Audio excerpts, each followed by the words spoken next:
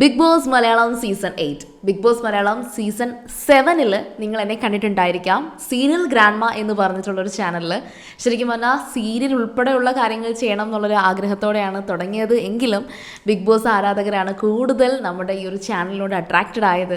അതുകൊണ്ട് നമ്മൾ ഇത് ബിഗ് ബോസ് ഗ്രാൻഡ്മയാക്കി മാറ്റുന്നുണ്ട്. അപ്പോൾ ഈ ഒരു വമ്പൻ സെറ്റപ്പൊക്കെ കണ്ടപ്പോൾ ഒയ്യോ ഈ ചേച്ചി ഇതോ ഒരു സീസൺ അങ്ങോട്ട് റിവ്യൂ പറഞ്ഞിട്ട് ഭയങ്കര റിച്ചായി എന്നൊന്നും കരുതരുത്. ശരിക്കും പറഞ്ഞാൽ ഈ ഒരു വീഡിയോ പ്രൊഡക്ഷൻ എന്ന് പറയുന്നത് തന്നെയാണ് എൻ്റെ ഓൺ ബിസിനസ് എന്ന് പറയുന്നത്. അപ്പോൾ ആ ബിസിനസ്സിൻ്റെ ഇടയിൽ ഇങ്ങനൊരു പ്രൊഡക്ഷൻ കൂടി ആവട്ടെ എന്ന് കരുതിയിട്ട് തന്നെയാണ് ഇത് ചെയ്തു തുടങ്ങിയത്.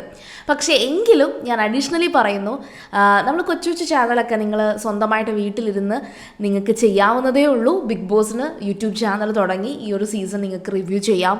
അങ്ങനെയൊക്കെ തുടങ്ങുന്നവർക്ക് ഒരു മോട്ടിവേഷൻ ആയിക്കോട്ടെ, നിങ്ങൾക്കും തുടങ്ങാം. ഒരു ചെറിയ ഇൻവെസ്റ്റ്മെൻറ്റ് പോലെയൊക്കെ നിങ്ങൾക്ക് ഇതിനെ കൺസിഡർ ചെയ്യാൻ പറ്റും. പിന്നെ ഈ ചെറിയ ഇൻവെസ്റ്റ്മെൻറ്റ് ഫ്യൂച്ചറിൽ ഒരു മന്തിയെങ്കിലും മേടിച്ച് കഴിക്കാനുള്ള അത്രയും നമുക്ക് എത്തിക്കാൻ പറ്റും എന്നുള്ള കാര്യമുണ്ട്. അപ്പോൾ ബിഗ് ബോസ് സീസൺ 7 കഴിഞ്ഞു. 8-ലേക്ക് വരുമ്പോൾ ബിഗ് ബോസ് സീസൺ 7 അത്ര 7-ൻ്റെ പണിയായിട്ട് നിസ്സാരമായിട്ട് പോയിട്ടില്ല എന്നുള്ളൊരു കാര്യം ഉറപ്പാണ്. അതിനെക്കുറിച്ച് പറയാതിരിക്കാൻ കഴിയില്ല. കാരണം എനിക്ക് ഏറ്റവും കൂടുതൽ പേഴ്സണലി ഇഷ്ടപ്പെട്ടൊരു സീസണായിട്ട് ഞാൻ ബിഗ് ബോസ് സീസൺ 7 എടുക്കുകയാണ്. അത് കണ്ടിന്യൂസ് റിവ്യൂ പറഞ്ഞതുകൊണ്ട് മാത്രമല്ല, എനിക്ക് എല്ലാ സീസൺസിലും ഞാൻ ശ്രദ്ധിക്കുന്ന ഒരു കാര്യം എന്ന് വെച്ചാൽ ഈ ഒരു സീസൺ കഴിഞ്ഞിട്ടും അതിൻ്റെ ആ ഒരു ഗോസിപ്പ് കോളത്തിൽ അല്ലെങ്കിൽ മറ്റു തരത്തിലൊക്കെ ഈ പറയുന്ന വ്യക്തികൾ, അതായത് നമ്മൾ ഒരുപാട് സ്നേഹിച്ച ആൾക്കാരെ മോശമായിട്ടൊക്കെ കാണേണ്ടി വരികയാണെങ്കിൽ നമ്മൾ ഇവരെയൊക്കെയാണല്ലേ സപ്പോർട്ട് ചെയ്തതെന്നുള്ളൊരവസ്ഥ വരും. കഴിഞ്ഞ സീസണിൽ എനിക്ക് തോന്നുന്നു ഞാൻ ഏറ്റവും കൂടുതൽ സപ്പോർട്ട് ചെയ്തിട്ടുണ്ടെന്ന് അവസാനം എനിക്ക് കൺക്ലൂഡ് ചെയ്തപ്പോൾ തോന്നിയത് അനുമോളെ തന്നെയാണ്. അനുമോളിനെയും അനീഷിനെയും എനിക്ക് നല്ല ഇഷ്ടമായിരുന്നു. അവരുടെ രണ്ടുപേരുടെയും കോമ്പോസ് ഇഷ്ടമായിരുന്നു. അതുപോലെ തന്നെ അവരുടെ ആ ഒരു ഇൻഡിവിജ്വലി അനുമോൾ എന്തായിരുന്നു, അനീഷ് എന്തായിരുന്നു, അതുപോലെ തന്നെ എനിക്ക് ഇഷ്ടപ്പെട്ട രണ്ടുപേരായിരുന്നു ആദില, നൂറ. ഇവരെല്ലാവരും നല്ല അടിപൊളിയായി. ഈവൻ ഈ ഒരു ബിഗ് ബോസ് സീസൺ 7 കഴിഞ്ഞതിന് ശേഷവും ഈ പറയുന്ന വ്യക്തികളെക്കുറിച്ച് നല്ല നല്ല കാര്യങ്ങൾ കേൾക്കുന്നത് തന്നെ വലിയൊരു സന്തോഷമാണ്. അവരാരും തന്നെ ബിഗ് ബോസിൽ മത്സരിച്ചു അല്ലെങ്കിൽ ബിഗ് ബോസിൽ റണ്ണറപ്പായി എന്നൊക്കെ പറഞ്ഞിട്ട് ചുമ്മാ ഷോ ഓഫ് കാണിക്കുന്നില്ല. പകരം അവരെന്തായിരുന്നു അതേപോലെ തന്നെയാണ് ഇപ്പോഴും കണ്ടിന്യൂ ചെയ്യുന്നത്. അതിൻ്റെ ഏറ്റവും വലിയൊരു എക്സാമ്പിൾ പറയുകയാണെങ്കിൽ, ഞാൻ ഇൻ്റർനാഷണൽ ലിറ്ററേച്ചർ ഫെസ്റ്റിൽ പോയിട്ടുണ്ടായിരുന്നു. അനീഷിനെ അവിടെ വെച്ച് കണ്ടിട്ടുണ്ടായിരുന്നു. അപ്പോൾ എനിക്ക് മനസ്സിലാക്കാൻ പറ്റിയൊരു കാര്യം, ആ പുള്ളിക്കാരൻ അങ്ങനെ തന്നെയാണ്. ഇപ്പോൾ നല്ലൊരു എഴുത്തുകാരനായിട്ടൊക്കെ തന്നെയാണ് നമ്മൾ അറിയപ്പെടുന്നത്. അത് മാത്രമല്ല, റീസെൻ്റ് ആയിട്ട് എന്തൊക്കെയോ ബാഡ് കമൻസിനൊക്കെ വളരെ നല്ല രീതിയിൽ ശബ്ദമുയർത്തി കേസ് കൊടുത്തു. അങ്ങനെയൊക്കെ കുറേ കാര്യങ്ങൾ അനീഷിനെ കുറിച്ചുണ്ട്. അതുപോലെ തന്നെ അനുമോൾ ഒട്ടും പിന്നോട്ടല്ല. അനുമോളുടേതായിട്ടുള്ള ഒരു സ്കിൽ, അഭിനയം, അതുപോലെ തന്നെ ഇന്നാഗുറേഷൻസ് ഒക്കെ ഒരുപാട് അതിനകത്ത് ബിഗ് ബോസിൽ നമ്മൾ തമാശ പോലെ പറഞ്ഞിട്ടുള്ള പല കാര്യങ്ങളും അവിടെയും നടക്കുന്നുണ്ട്. അതൊക്കെ നല്ല രീതിയിൽ പോകുന്നുണ്ട്. അപ്പോൾ ബിഗ് ബോസ് സീസൺ 8 എപ്പോഴാണ്? ഒരുപാട് റിവ്യൂവേഴ്സ് പറയുന്നുണ്ട് അത് മാർച്ചിൽ സംഭവിക്കും എന്നൊക്കെയാണ്. പക്ഷേ ബിഗ് ബോസ് സീസൺ 8-ൻ്റെ പ്രത്യേകിച്ച് വലിയൊരു അനൗൺസ്മെൻറ്റോ അല്ലെങ്കിൽ അതിൻ്റെ അഡ്വർടൈസ്മെൻറ്റ്സ് ഒന്നും വന്നിട്ടില്ല. എങ്കിലും ഓഡിഷൻ, അതായത് കോമണറായിട്ട് നിങ്ങൾ പോകാൻ ആഗ്രഹിക്കുന്നുണ്ടെങ്കിൽ നിങ്ങൾ ഉറപ്പായിട്ടും ഇന്ന് തൊട്ട് നിങ്ങൾ ഏഷ്യാനെറ്റ് മുടങ്ങാതെ കാണുക. കാരണം എന്ന് വെച്ചാൽ അതിലാണ് ആദ്യത്തെ ആ ഒരു ലോഞ്ച് കാര്യങ്ങൾ വരുന്നത്. അതുപോലെ തന്നെ ഏഷ്യാനെറ്റ് ന്യൂസിലും അവരെന്തായാലും അത് പറയും. അപ്പോൾ ഈ മാസം ലാസ്റ്റോട് കൂടി തന്നെ കോമണറിന് വേണ്ടിയിട്ടുള്ള ഒരു ഓഡീഷനിലേക്ക് എത്തും. അതിൻ്റെ അഡ്വർടൈസ്മെൻറ്റ്സ് ആയിരിക്കും ആദ്യം എത്തുക. അതിനുശേഷമാണ് കൂടുതലും ഇപ്പോൾ തന്നെ ഓൾറെഡി കുറേ അധികം ഏഷ്യാനെറ്റ് നേരിട്ട് അല്ലെങ്കിൽ ഈ പറയുന്ന ബിഗ് ബോസ് ടീം നേരിട്ട് വിളിക്കുന്ന കുറേ ആൾക്കാരുണ്ട്. അവരെയൊക്കെ കോൺടാക്റ്റ് ചെയ്ത് തന്നെ തുടങ്ങിയിട്ടുണ്ട്.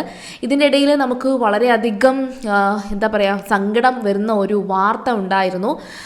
ഈ ഒരു ബിഗ് ബോസ് സീസൺ 8 ഉണ്ടാകുമോ എന്ന് പോലും സംശയിപ്പിക്കുന്ന ആ ഒരു ലെവലിലേക്ക് എത്തിയതിൻ്റെ റീസൺ വേറൊന്നുമല്ല, നമ്മുടെ ബിഗ് ബോസിൻ്റെ തന്നെ പ്രധാന സ്പോൺസറായിട്ടുള്ള കോൺഫിഡൻറ്റ് ഗ്രൂപ്പ് ചെയർമാനായിട്ടുള്ള CJ റോയുടെ മരണവാർത്ത. ശരിക്കും ഈ ഷോ ഇനി സ്പോൺസർ ചെയ്യാൻ ആരെങ്കിലും വരുമോ, അല്ലെങ്കിൽ ഈ ഷോ ഇനി നടക്കുമോ എന്നൊക്കെ ഒരു കൺഫ്യൂഷൻസ് ഒക്കെ അടുത്തിടെ ഉണ്ടായിട്ടുണ്ടായിരുന്നു. പക്ഷെ ഒരിക്കലും ഈ ഷോ അവസാനിക്കാനോ നിർത്താനോ ഒന്നും പോകുന്നില്ല. കാരണം എന്ന് വെച്ചാൽ അത്രയ്ക്ക് റേറ്റിംഗ് ഉള്ള ഒരുപാട് പേരുടെ ഒരുപാട് പേരുടെ എഫേർട്ടാണ്. അതുപോലെ തന്നെ നമ്മളെപ്പോലെ റിവ്യൂ ചെയ്യുന്നവരും അങ്ങനെ ഒരുപാട് പേരുടെ ഒരു പാർട്ടിസിപ്പേഷൻ ഉള്ളതുകൊണ്ട് തന്നെ ഇത് ഗംഭീരമായിട്ട് തന്നെ നടക്കും. അപ്പോൾ ആ ആശങ്കകളൊക്കെ മാറ്റിവെച്ചുകൊണ്ടാണ് മാർച്ച് അവസാനത്തോടെ ഓഡീഷൻ എന്ന് പറഞ്ഞൊരു സംഭവത്തിലേക്ക് എത്തും എന്നുള്ളൊരു വാർത്ത വരുന്നത്. പക്ഷേ ഒട്ടുമിക്ക റിവ്യൂവേഴ്സും പറഞ്ഞിരുന്നതെന്ന് പറയുന്നത് മാർച്ചിൽ ഈ പറയുന്ന ഷോയുടെ ഒരു സ്റ്റാർട്ടിങ് ലോഞ്ച് എന്നൊക്കെയാണ്. പക്ഷെ അങ്ങനെയല്ല, മാർച്ച് കോമണേഴ്സിന് വേണ്ടിയിട്ടുള്ള ഓഡിഷൻ ആയിരിക്കും നടക്കുക. അതുകൊണ്ട് തന്നെ അങ്ങനെ ആഗ്രഹിക്കുന്ന ആരെങ്കിലും ഉണ്ടെങ്കിലേ നിങ്ങൾ ആ ഒരു എന്താ പറയുക ഡേറ്റ് അന്വേഷിച്ചുകൊണ്ടിരിക്കാതെ ഇപ്പം തൊട്ടേ ഒരു കോമണറിന് വേണ്ടിയിട്ടുള്ള എല്ലാ കാര്യങ്ങളും പഠിക്കുക. നമ്മൾ കഴിഞ്ഞ സീസണിൽ അനീഷേട്ടനെ കുറിച്ചൊരു കാര്യം കേട്ടായിരുന്നു, എത്രയോ വർഷമായിട്ട് കാണാപ്പാഠം പഠിച്ചു കൊണ്ടുവന്നു എന്നൊക്കെ. പക്ഷേ ഒട്ടും പിന്നോട്ടായിരുന്നില്ല അദ്ദേഹം. നല്ല രീതിയിൽ പാർട്ടിസിപ്പേറ്റ് ചെയ്തു. ഇതൊരു ഗെയിമാണ്, ആ ഗെയിമിനെ ഗെയിമായിട്ട് കണ്ട് തന്നെ കളിക്കുക എന്നുള്ളതാണ് ഇതിനകത്ത് ഏറ്റവും പ്രധാന കാര്യം. അപ്പോൾ നിങ്ങൾ ആ ഇൻ്റർവ്യൂ, ഒരുപാട് ലെയേഴ്സ് ഓഫ് ഇൻ്റർവ്യൂസ് ഉണ്ട്. അതായത് നിങ്ങൾക്ക് ജസ്റ്റ് നിങ്ങൾ പോയിട്ട് ഞാൻ ഇങ്ങനെ ഇത്രയും ആഗ്രഹിക്കുന്നുണ്ട് എന്ന് പറഞ്ഞിട്ട് ഒരു കാര്യമില്ല. നിങ്ങളുടെ പേഴ്സണാലിറ്റിയാണ് അവിടെ എല്ലാവരും ജഡ്ജ് ചെയ്യുന്നത്. സോ നമ്മൾ ഒരു പേഴ്സോൺ അവിടെ ബിൽഡ് ചെയ്യണം. അതായത് എന്ത് ചോദ്യം ചോദിച്ചാലും അതിനൊരു ഉത്തരം അറിയണം. അതൊരു GK എന്നല്ല ഞാൻ ഉദ്ദേശിച്ചത്, ജനറൽ നോളജ് അല്ല. നിങ്ങൾ ആ ചോദിക്കുന്ന ചോദ്യത്തെ എങ്ങനെയാണ് ഫേസ് ചെയ്യുന്നതെന്നുള്ളൊരു കാര്യമാണ്. സോ നിങ്ങൾ ആ പേഴ്സണാലിറ്റി ഡെവലപ്പ് ചെയ്യുക. ഇപ്പോൾ നമ്മുടെ സൊസൈറ്റിയിൽ നടക്കുന്ന വിഷയങ്ങളോടൊക്കെ നിങ്ങളുടെ ആ ഒരു രീതി, നിങ്ങളുടേതായിട്ടുള്ള വ്യൂ പോയിന്റ് എന്താണെന്നുള്ള രീതിയിൽ ഡെവലപ്പ് ചെയ്ത് വെക്കുക എന്നുള്ളത് തന്നെയാണ്. ഇനി അടുത്തൊരു കാര്യം കൂടി ഞാൻ ജസ്റ്റ് ഒന്ന് പറഞ്ഞേക്കാം. ബിഗ് ബോസിനെ വെല്ലുന്ന ഒരു ഷോ ഹിന്ദിയിൽ തുടങ്ങിയിട്ടുണ്ട്. അത് മലയാളത്തിൽ പതുക്കെ കൂടി വന്നാൽ നല്ലതായിരിക്കും എന്നെനിക്ക് തോന്നി. അതിന് റീസൺ ഉണ്ട്. ബിഗ് ബോസിന് സമാനമായിട്ടാണ് എന്ന് പറയുന്നുണ്ടെങ്കിലും അതിന് വെല്ലുന്ന തരത്തിൽ തന്നെയാണ് ഈ ഷോ നടക്കുന്നത്. ഹിന്ദിയിൽ ഇത് ഓൾറെഡി തുടങ്ങി. ഫെബ്രുവരി 1 ദ 50 എന്നാണ് ഈ ഷോയുടെ പേര്. അതായത് 50 പേർ ചേർന്നിട്ടുള്ള ഒരു ഷോയാണ്.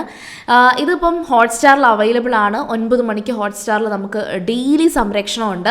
ഇത് റിയലി പറയുകയാണെങ്കിൽ ഇതൊരു ഫ്രഞ്ച് റിയാലിറ്റി ഷോ ആയിരുന്നു. പിന്നെ അതുപോലെ സ്പാനിഷിലും അമേരിക്കയിലും ഒക്കെ നടന്നിട്ടുണ്ട്. എന്താണ് ഈ ദ 50 എന്ന് കൂടി ഞാൻ ജസ്റ്റ് ഒന്ന് പറഞ്ഞിരിക്കാം. നമ്മളെ ബിഗ് ബോസ് പോലെ തന്നെ ഒരു ഹൗസിലേക്ക് 50 പേരാണ്. നമ്മളിപ്പോൾ ബിഗ് ബോസിൽ കാണുമ്പം 20 പേരാണ്. എന്നിട്ട് തന്നെ എന്തോ ഒരു അടിയും ബഹളവുമാണ്. അപ്പോൾ ഈ 50 പേര് ഒരു മത്സരം നടക്കുകയാണ്. അതിൽ ഒരു സിംഹത്തല മാത്രമാണ് ഈ ഷോയുടെ തലവൻ. അങ്ങനെയാണ്. ഇതിൻ്റെ ഹാഷ്ടാഗ് എന്ന് പറയുന്നത് തന്നെ നോ റൂൾസ് എന്നാണ്. അതായത് പ്രത്യേകിച്ച് നിയമങ്ങളൊന്നുമില്ല. അവരുടെ ഇടയിൽ നടക്കുന്ന ആ ഓരോ വഴക്കുകൾക്കും കാരണമാകുന്നത് ആ ഒരു സിംഹത്തലയൻ തന്നെയാണ്. പിന്നെ വോട്ടിംഗ് സിസ്റ്റമേ അല്ല ഇതിൽ മത്സരാർത്ഥികൾ ഔട്ടാകുന്നതിൻ്റെ കാരണം. അത് ഏറ്റവും ബെസ്റ്റായിട്ട് എനിക്ക് ഫീൽ ചെയ്തു.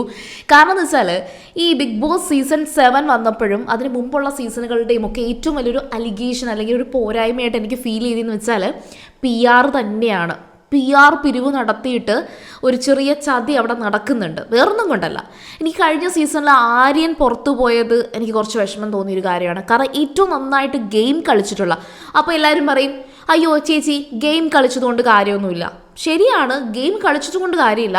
പക്ഷേ ആര്യൻ നന്നായിട്ട് പാർട്ടിസിപ്പേറ്റ് ചെയ്തു എന്ന് നല്ല കോൺഫിഡൻ്റ് ആയിട്ട് എനിക്ക് പറയാൻ പറ്റും.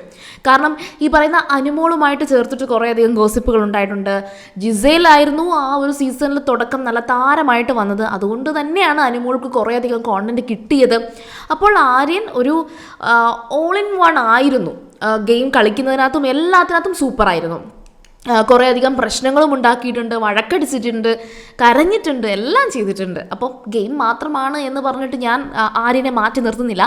പക്ഷേ ഈ തുടക്കത്തിൽ കുറേയധികം നന്നായിട്ട് ഗെയിം കളിക്കുമെന്ന് ഉറപ്പുള്ളവരെയൊക്കെ കുറച്ചൊക്കെ പിരിവൊക്കെ ഇട്ട് തന്നെ ഈ PR ഔട്ട് ആക്കുന്നുണ്ട് എന്നുള്ള കാര്യം സത്യമാണ്. അപ്പോൾ ഈ പറയുന്ന ദ 50 എന്ന് പറയുന്ന ഷോയിൽ അതൊന്നും നടക്കത്തില്ല. അത് മാത്രമല്ല, ദ 50 എന്ന് പറഞ്ഞ ഷോയ്ക്ക് മറ്റൊരു സംഭവം കൂടിയുണ്ട്.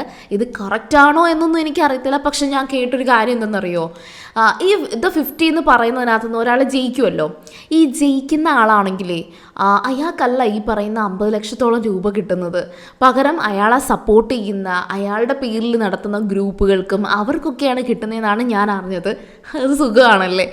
അപ്പോൾ ഏതായാലും ശരി, ദ 50 അതും മലയാളത്തിലൊക്കെ വരാനുള്ളൊരു സാധ്യത ഞാൻ കാണുന്നുണ്ട്. അപ്പോൾ എല്ലാവരും ചോദിക്കും ഇതൊക്കെ എന്തിനാണ്, ഈ ബിഗ് ബോസ് തന്നെ എന്തിനാണെന്ന് ചോദിക്കുന്നവരുണ്ടാകും. അപ്പോൾ എനിക്ക് അതിൻ്റെ ഒരു വ്യൂ പോയിന്റിൽ ഞാൻ പറയുകയാണ്. കാരണം എന്ന് വെച്ചാൽ ഓൾമോസ്റ്റ് ഇപ്പോഴും ബിഗ് ബോസ് എന്ന് പറഞ്ഞ റിയാലിറ്റി ഷോനെ പോലും അക്സെപ്റ്റ് ചെയ്യാത്ത ഒരുപാട് പേരുണ്ട്. പക്ഷേ ഞാനത് വളരെ ലേറ്റായിട്ടാണ് ഞാനും അക്സെപ്റ്റ് ചെയ്ത് തുടങ്ങിയത്. ഇങ്ങനൊരു ഷോയുടെ ആവശ്യമുണ്ടോ, എന്തിനാ ഇങ്ങനെയൊക്കെ ചുമ്മാ ഓരോരുത്തർ ഇത് കണ്ട് സമയം കളയുന്നത്.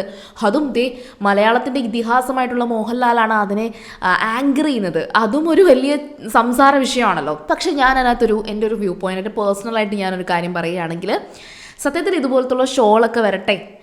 എൻ്റർടൈൻമെൻറ്റ് എന്നതിലുപരി മലയാളികൾക്ക് ആയിക്കോട്ടെ അല്ലെങ്കിൽ എല്ലാവർക്കും സമയം കൊല്ലാനൊരവസ്ഥ വരുന്നുണ്ട്. അതായത് നമുക്ക് കുറേ സമയം കിടക്കുകയല്ലേ, life is easy now. Reason വേറൊന്നും കൊണ്ടല്ല, ജീവിതം എളുപ്പമാണ് എന്നല്ല ഞാൻ പറഞ്ഞത്. ശരിക്കും പറഞ്ഞാൽ ടെക്നോളജീസിൻ്റെ ഒക്കെ വളർച്ച കൊണ്ട് തന്നെ നമുക്കൊന്നും ഇപ്പോൾ വലിയ പണിയൊന്നുമില്ല, തൊഴിലില്ലായ്മ എന്നൊരു സംഭവമുണ്ട്. അപ്പം ഈ സമയം എവിടെയെങ്കിലും നിക്ഷേപിക്കണം എന്നുണ്ടെങ്കിൽ ഇതുപോലത്തുള്ള റിയാലിറ്റി ഷോകൾ വന്ന് 2-3 ഗോസിപ്പൊക്കെ പറഞ്ഞ് പിന്നെ അതിൻ്റെ പിന്നിൽ നടക്കുന്ന കുറച്ചധികം വീഡിയോ ക്രിയേഷൻ, കോണ്ടന്റ് ക്രിയേഷൻ, അങ്ങനെ കുറച്ച് പണി കിട്ടുന്നുണ്ട്.